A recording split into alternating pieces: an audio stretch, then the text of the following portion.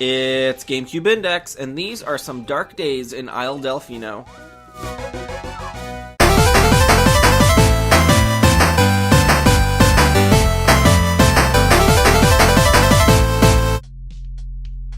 Mario is a seemingly unstoppable institution. From his debut in arcades as Jumpman to his 30-year run on home consoles to his literal jump to mobile phones, the Italian plumber has almost always had a successful hit. An iconic character for more than a few generations of players, he is recognizable even to people who don't play video games, and has even appeared at the closing ceremony of the Olympics. But what we're here to talk about today is the one time that Mario tried to take a vacation, and how the apparent novelty of a squirt gun turned out to be the next innovating experiment Nintendo would infuse into the series.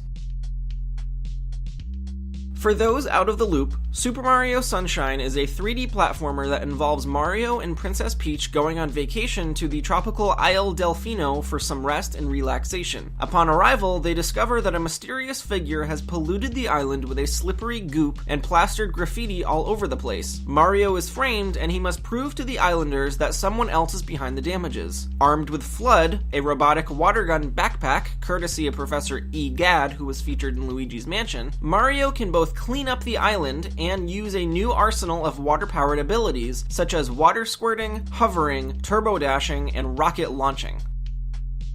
Super Mario Sunshine was eagerly anticipated, arriving 6 years after Super Mario 64 arguably made the mold for the 3D platformer. Many different Mario follow-ups were started, including Super Mario 64 2, which would have had cooperative gameplay featuring Luigi as well as Mario. Super Mario 64 2 eventually fell apart, but different ideas and mechanics envisioned for the title made their way into future products. The same fate as GameCube tech demo Super Mario 128. As years went on and development drew to a crawl on these various projects, Nintendo shelved the technology until it could be utilized properly in future titles such as Pikmin, The Legend of Zelda Twilight Princess, Metroid Prime, and Super Mario Galaxy.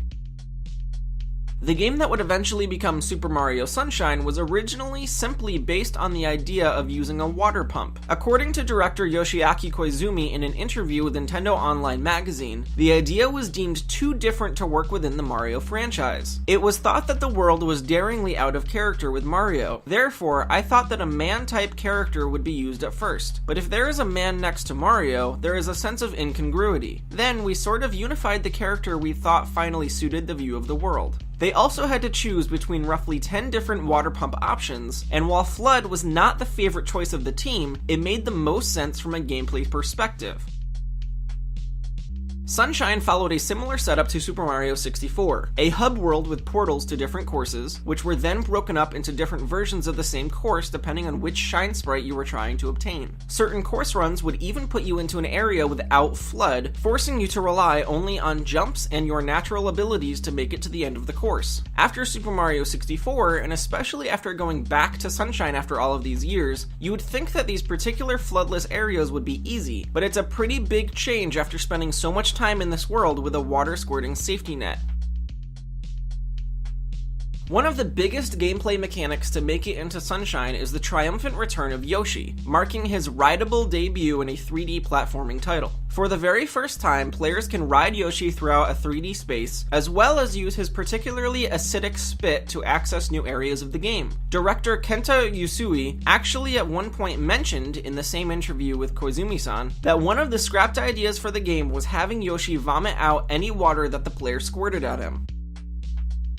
While highly anticipated, and both critically acclaimed and a sales success, Sunshine was not without its criticism. Many felt as though Flood was a gimmick that the game relied on too much, even though every single Super Mario title since 1985 has had some sort of gimmick to differentiate the gameplay from past titles. When it wasn't moving the series to a new generation of play, it was introducing power-ups for the first time, or going to space, or introducing same-screen co-op play, or putting you in the designer's chair. Flood was used heavily in Sunshine, but it was well executed, and the world was designed around the abilities that you gained when you strapped on the water pump. Another common critique centered on the behavior of the camera, specifically the erratic behavior. At times, the automatic tracking would move slower than the player, and you'd have to spend an extensive amount of your playtime controlling the camera as well as Mario. More often than not, the camera would be forced to remain on the other side of a wall or obstacle, and you'd only be able to see Mario as a silhouette. While this would become second nature the longer that you played the game, it was pretty frustrating to deal with.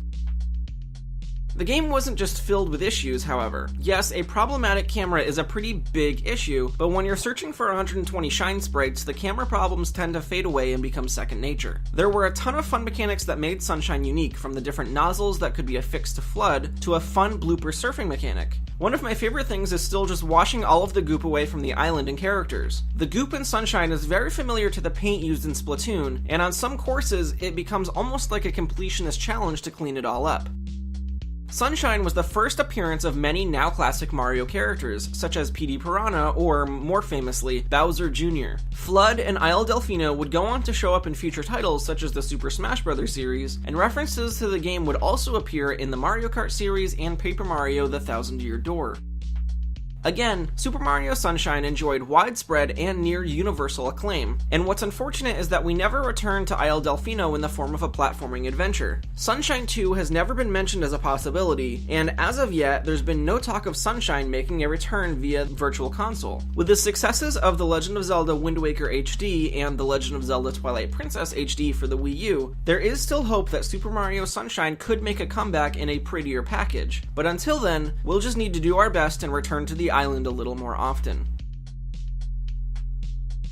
That is it for this week's episode of GCNdex. If you enjoy the videos every week, consider backing us on Patreon. Even $1 a month will do a lot to support the project and help improve the experience. It's entirely up to you. Either way, please continue to show your support by subscribing, sharing, following along on Twitter at GCNdex and at GCNdex.com. Thank you so much for watching. Tune in next time when we finally go to college in NCAA Football 2003.